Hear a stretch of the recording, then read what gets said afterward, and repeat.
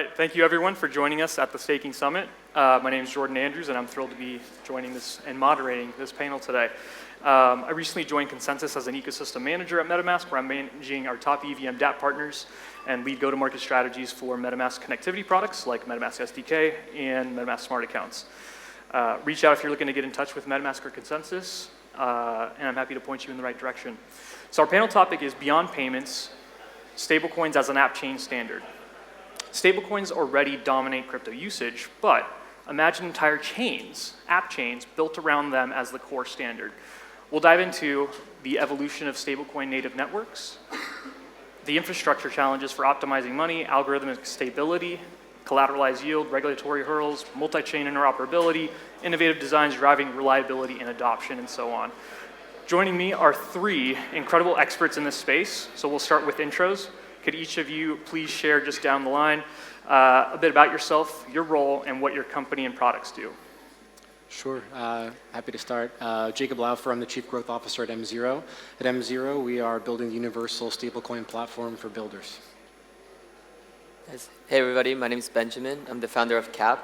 We're building a fully insured private credit engine for US dollars. Hey guys, good to be here. My name is Thiago. I'm the CEO of the Tanssi Foundation.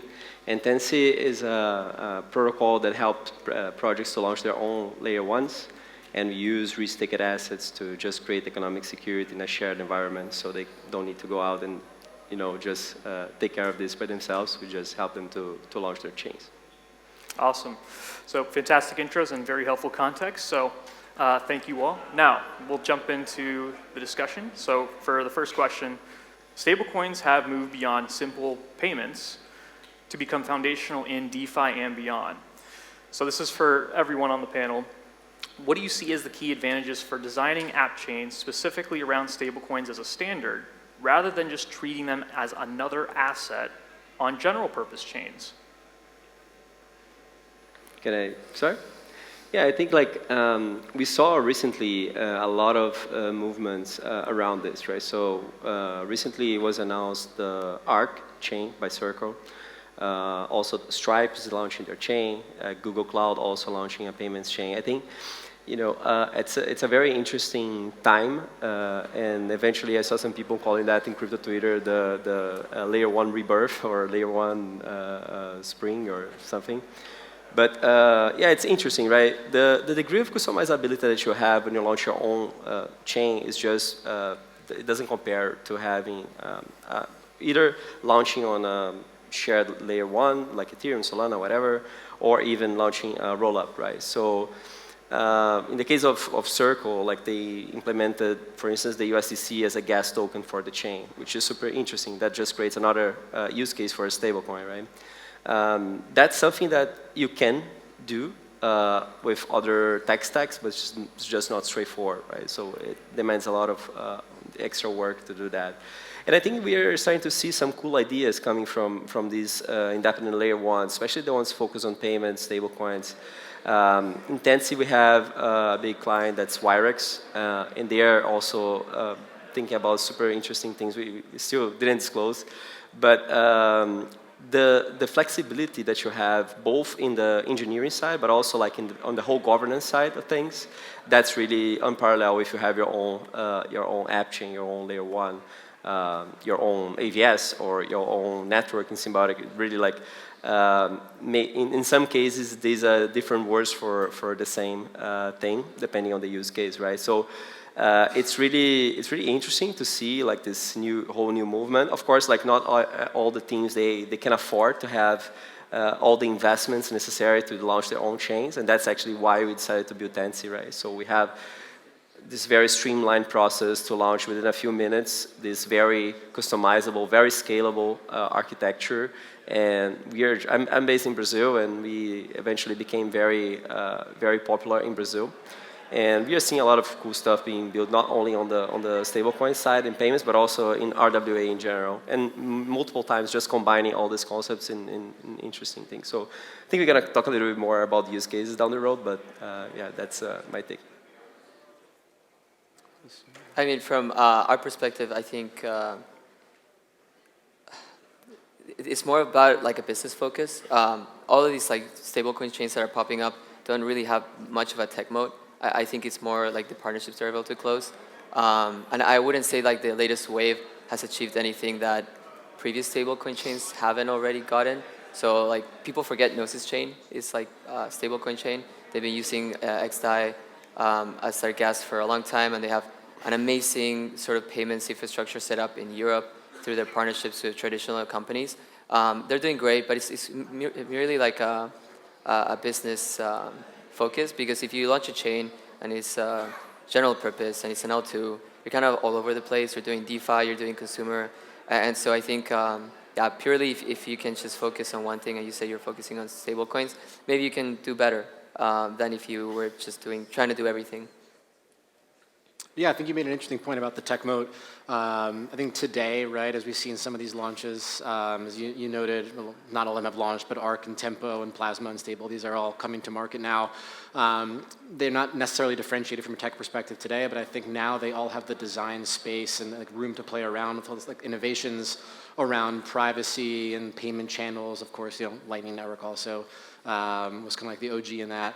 But I think we are going to start to see like differentiation here, and like it's a little bit backwards, right? But some of the promise and the funding that has come into the space is now they're going to grow into that. They're going to have to find ways to like build this differentiation. So I actually think it's a great thing. And a lot of these things are not necessarily desirable at the general chain level for all types of assets. You don't want to necessarily build privacy and at the L1 for certain assets and others. But when you have these specific use cases, it becomes very desirable. And I think we're going to see some healthy competition here, but some really interesting products develop out of all these chains coming to market now. Awesome. So building on top of that, let's talk infrastructure. Great segue. Building chains optimized for money introduces unique challenges, like handling high transaction volumes and ensuring ultra-low latency. You wouldn't want to try to send a payment and it doesn't go through, right? So Benjamin, we'll start with you on this, and then we'll go, and Jacob and Thiago can chime in. What are the biggest technical hurdles that you see in creating stablecoin native infrastructure, and how are products like yours addressing them? I think one thing that we've really figured out as an industry is T-bill yields or T-bill stablecoins. There are a lot of great companies like M0, like Paxos, like Wisdom Tree, Franklin Templeton, that are all creating sort of this ability to manage money market funds or T-bill collaterals off-chain, so that you as a chain can have some sort of like a flywheel on the amount of stable coins that you have. So instead of incentivizing USDC and then having Circle make all that money, now you can earn it in T-bills. The issue though is that it's quite limited to just T-bill stable coins. And a lot of chains, a lot of ecosystems, their cost of capital is much greater for acquiring users than the 4% you can earn on T-bills. And so that kind of breaks the flywheel. And so a big challenge that we have as an industry when building stable coins for chains is being able to generate enough yield. But most of the yield that comes from protocols that are generating non-T-bill yield is it's a bit of a black box. It's usually like hedge fund stable coins or these like vault curators. And as we've seen in the last couple of weeks, it can blow up. And so the way we're addressing that specifically is that we are attempting to use smart contracts and novel applications like Symbiotic to remove human decision-making from the procedure of generating yield. That's not just coming from T-bills, but it's still an open question. I think, non-T-bill yield is very much a non-solved problem in stablecoins. Yeah, I fully agree. Like, if I just can offer another perspective on this as well, like, I think, I came from hedge fund world, right? So I did that for 10 years in my life before starting crypto, and that's not a new problem, right? Liquidity. So that's just another aspect of that. And I think one of the interesting things we are seeing, at least in our ecosystem in Tanssi, is that sometimes, like, if you're building like a pure Web3 native solution, then you are very dependent on the liquidity, right? So if you are building a new product, you're starting out, you don't have a lot of money, you probably want to go to a big share environment, right? So you want to be where the liquidity is. But when you achieve certain level, which is the case of Circle we were just mentioning, and Plasma, etc., maybe you won, I mean, you are already like the winner of the game, or at least the current winner. So why to just bring this liquidity to other ecosystems when you can just have it in your own ecosystem and try to find ways to monetize that, right? So I think there's always this challenge. In the TradFi market, we also saw that, you know, we used to, I live in Brazil, and we used to have 2 stock exchanges in Brazil, one in São Paulo and one in Rio. Eventually, the stock exchange in Rio went bankrupt, and ever since we are still talking about having a second stock exchange in Brazil, but you always have this problem of the liquidity, right? So you're only going to have IPOs happening in a stock exchange if there is liquidity, and there's only going to be liquidity if you have enough stocks being traded. So it's always like this chicken and the egg problem, and I think we can have some parallel here in crypto, right? So you're only going to have like big applications touching stablecoins when they have access to some liquidity. To have some liquidity, they need to be in shared ecosystems. So what we are seeing right now in the Tanssi ecosystem is really like a very unique situation, because since we are targeting a lot of these things, fintechs in Brazil, many times like they don't really care about on-chain liquidity, because all they need is a ledger, right? They want to use a blockchain to register credit operations, to do international commerce, to finance those international commerce operations. So they just need a ledger, right? So they usually have an institutional LP on one side, and they have another credit operation on the other side. So they just need an engine to match that and to register this operation. So I think to your question, right? So you're asking about challenges. I think liquidity is always going to be a challenge, especially, of course, we are seeing, you know, all the interoperability layers evolving and everything. It's getting better, but it's a fact that when you have this big amount of chains popping up, you're going to be fragmenting liquidity a little bit.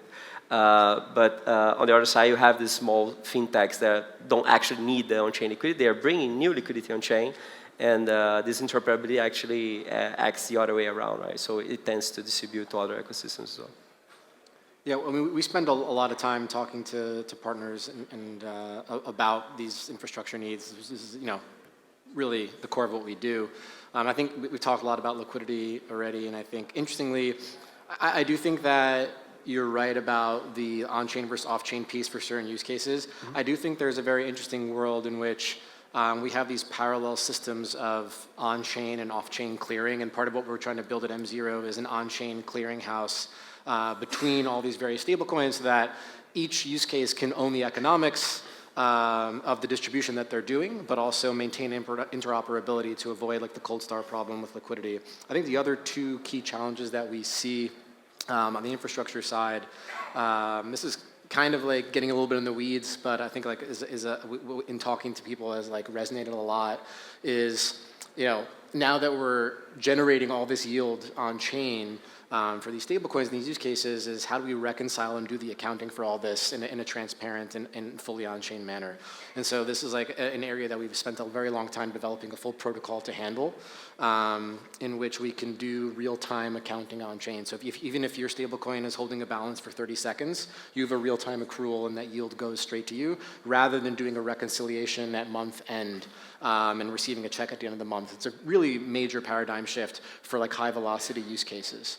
And finally, the last one, you know, is more on the off-chain side of things, right? But as people are looking at issuing like their own stablecoins, really developing their own stablecoins, it's you know, a lot of people want to avoid being locked in with a single issuer, being dependent on an issuer and their capabilities. And so what we've tried to develop is a stack that allows them to like utilize like what these issuers do best, which is reserve management, compliance, orchestration, et cetera, but with also the ability for them to fully own their stablecoin so that they can migrate at some point if they need to.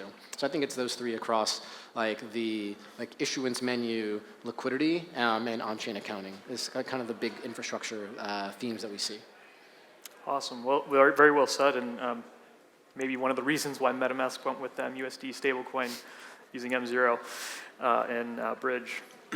So shifting a little bit to stability mechanisms, and I know we had some initial discussions prior to the panel about this, so I know there'll be some interesting takes here. So stability mechanisms, there's algorithmic, collateralized, there's a mix of between the 2. We've seen successes and failures of both. Of course, you've seen Terra UST, an algorithmic stablecoin that's very infamous for, you know, depegging and going to near zero, or pretty much zero. And while many stablecoins generate yield in one form or another on their collateral, you see things like USDC reserves earning T-bill interest, and USDS and other stablecoins like lending collateral like ETH on money markets, for example. So as for the question, on a stablecoin native app chain, or just stablecoins in general, how should this collateral generated yield be designed and distributed to improve peg reliability, incentivize adoption, or fund, say, the chain incentives itself? What innovations are you seeing to balance the risk versus reward here? So Jacob, would you like to kick us off? I have a feeling Ben and I are going to disagree on this, but it's, Yeah. they're both healthy approaches. For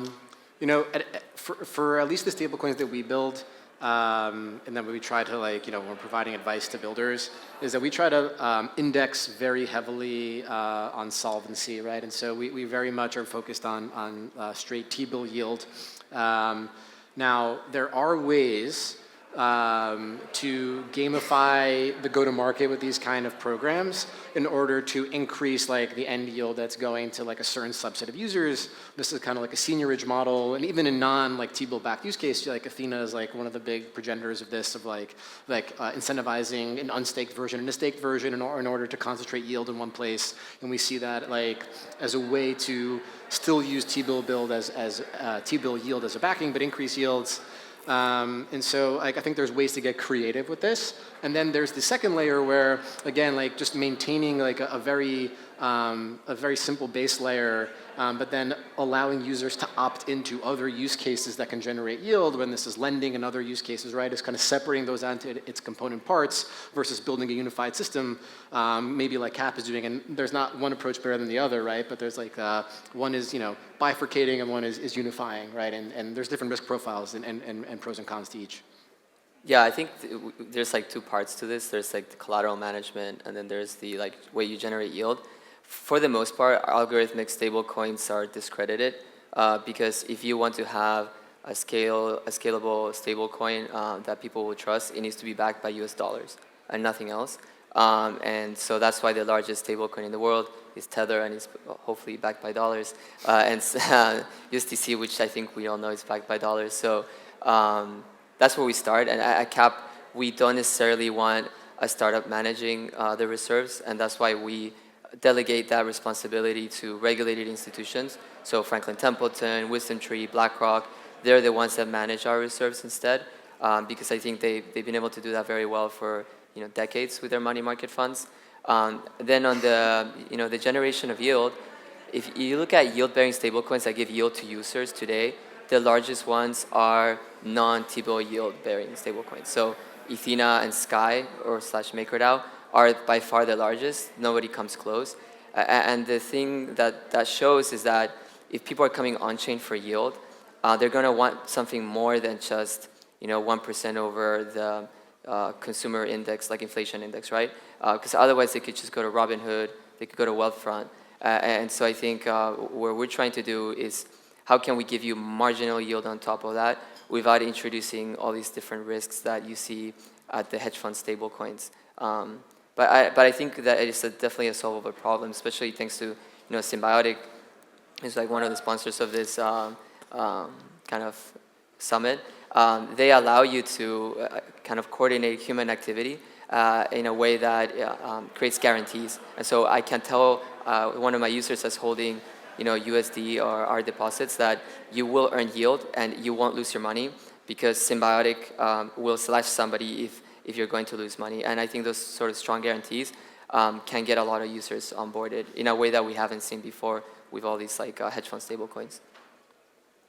Yeah, I mean, me personally, I don't have a lot to add on that since we are not building any stablecoins ourselves. But I think as anything in crypto, right? So I think it's a very creative space, and as everything we see, there are many experiments about approaches. For instance, we are building L1s, our teams are building RAS, and they are bootstrapping L2s. So there are different models and different approaches to anything. And I think one of the beauties of the industry is exactly the fact that we can just explore all of that.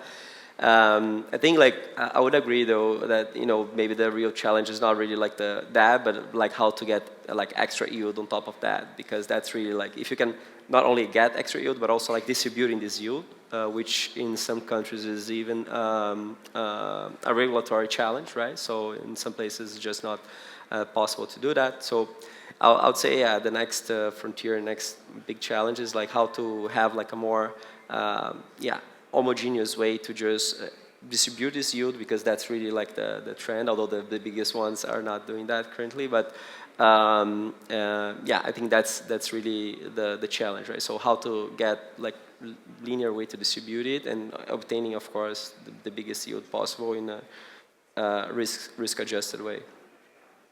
All great takes. I know Benjamin touched on some institutions, and especially when we're having the conversation about yield, there's definitely a lot of regulatory hurdles, and it'll be interesting to see how this shapes up. And so as regulation is always a hot topic with Web3 in general, but especially in the space of stablecoins, how do you, and this goes for, we'll start with Thiago first, and then others could chime in. How do regulatory dynamics impact the design and adoption of stablecoins and stablecoin-focused app chains? Yeah, I think that's a great question. I think, in my country, we always had like a very forward-looking regulators, and we never had any problem with any innovation. Actually, even the project that started in the central bank about the central bank digital currency, was one of the first in the world, and it was reshaped a little bit recently, but I think in my country we always had like a very open mind for innovation, sandboxes, and many types of programs. I mean, Tanssi is not Brazilian though. Like we have clients in many places, so I'll definitely say that the recent shifts we saw in the US really like just allowed for innovation to flow in a unparalleled way. So it definitely impacts a lot. I think like having more and more clarity in the US, that's definitely gonna be helping a lot the industry in general to traction in that sense. We already saw that, and I think it's just a start. We're gonna keep seeing that.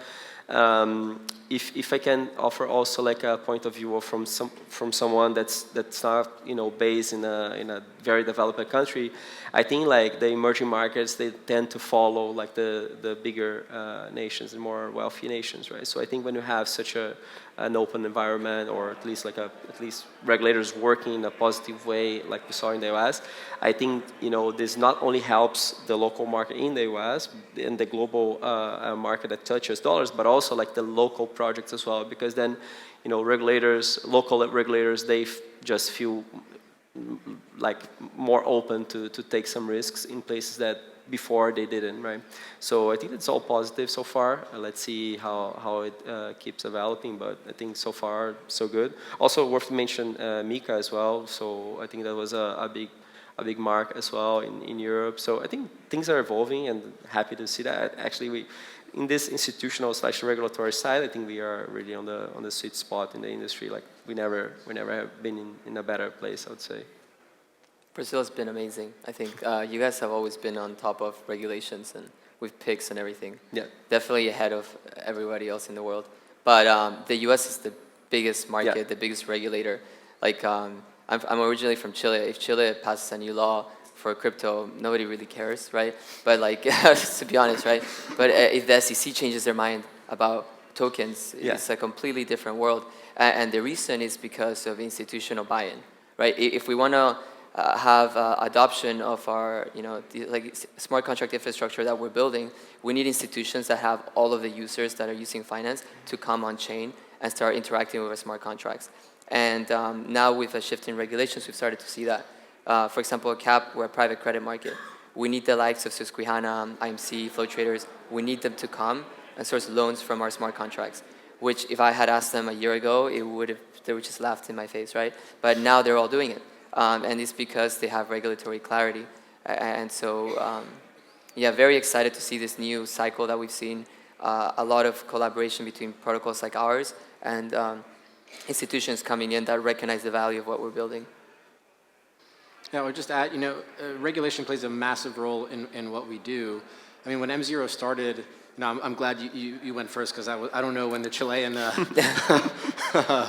regs came into place, but I think like from some of the major economies like the US and Europe, there was no stablecoin regulation, and M0, the foundation, actually set out to almost be like a self-regulatory organization where we laid out like a set of eligible collateral rules that would govern the entire network within very strict parameters to ensure like a singleness of money and solvency across the network.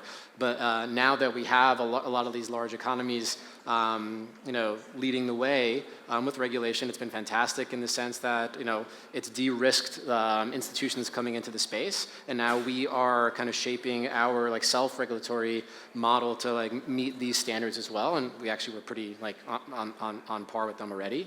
And then I think from the other direction, it's very interesting now as institutions and everyone are rushing in to meet these regulatory standards. There's a lot of teams that are building stablecoin-like products that aren't necessarily payment stablecoins like under Genius that are rushing to comply. Whereas, if you're not actually building a payment stablecoin, you might want to give yourself more flexibility, right? Like, regulation is great, but you don't have to do it if you don't need to. And so we're having a lot of very interesting conversations around the actual, like, thinking very deeply about use cases for stablecoins. Like, is this a payment use case or is this a yield use case, right? And then where do you need to be? Where do you need your issuer to be? And I think people are automatically running, we want to be Genius compliant without actually thinking about it. So it's a very interesting time in the market as people like begin to digest all this regulation. I think we'll settle out in a little bit, but for now, it's pretty fun. That's a good Jordan, point you bring up because a lot of people stop using the word stablecoin, right? Because you had to decide either you're going to go with Genius Act and be a payment stablecoin, which I think probably M0 is like going that direction. But if you are Ethena or Sky, I can't remember the last time I heard them say stablecoin. Now we're all saying digital dollar, or we're saying some kind of variation of that. I mean, same at Cap, right? We don't want to make a stablecoin. We've been asked by many chains to make T-bill stablecoins for them, but that's not what we want to do at all. We think everybody is going to make their own T-bill stablecoin, and we just want to aggregate them. But I just sharing it because I think it's funny. A lot of people are just completely given up on that word in order to handle this kind of shift in regulations. I was curious to hear your thoughts as well, Jordan. Like you guys in MetaMask, like you guys touch payments all the time, stable coins. You guys have the card, right? On ramps, off ramps. Like, what's your take on that as well? I'd say it's an interesting take in the sense of where you see, like, I think someone, I saw on Twitter recently where someone was demoing the Cash App UI, and what was remarkable about it, there wasn't anything about the chain, wasn't anything about which stablecoin it was just you're using Cash App, but behind the scenes, stablecoins and chains are being used as the underlying infrastructure.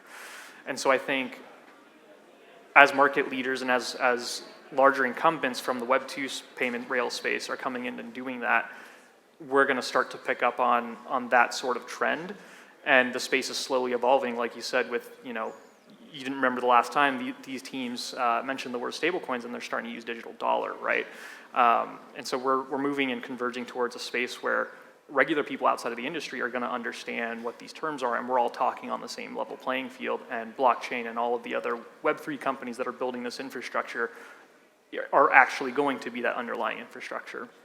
So pretty interesting stuff. On the final topic, finally, interoperability is crucial in a multi-chain world, of course, with so many different chains, L2s, L1s, and of course, so many different stablecoins. How can stablecoin native app chains ensure seamless cross-chain interactions, without compromising security or efficiency? Do you want to take that one? Yeah. I mean, it's very difficult. I have a lot of experience with cross-chain stablecoins. Some people in the audience might know. When you're dealing with, Alta ones or maybe, different sort of like tech stacks, it can be very difficult to, verifiably transfer information between all these chains. I don't think that you can. I feel like you just have to go the centralized route. Like, for example, Circle has CCTP, and that's how they transfer their token between chains, and it's super centralized. But I think it's safer. It's a very hard problem to solve. That's why Cap is just built on Ethereum. You can only mint it on Ethereum. You can only redeem it on Ethereum. And if another bridge wants to take us to Arbitrum or Solana or Bitcoin, they can do whatever they want. But we're sticking to Ethereum because at the end of the day, you have to provide a few guarantees to your user and kind of stick to them. And if you start promising too many things, like I promise you not only that my protocol is good, but also that it will be good on Arbitrum, or also that it will work on another chain, you're gonna eventually make promises you can't keep. And so, yeah, we're just making less guarantees by sticking to those. Yeah, I can also give a brief answer. I think we are about the time.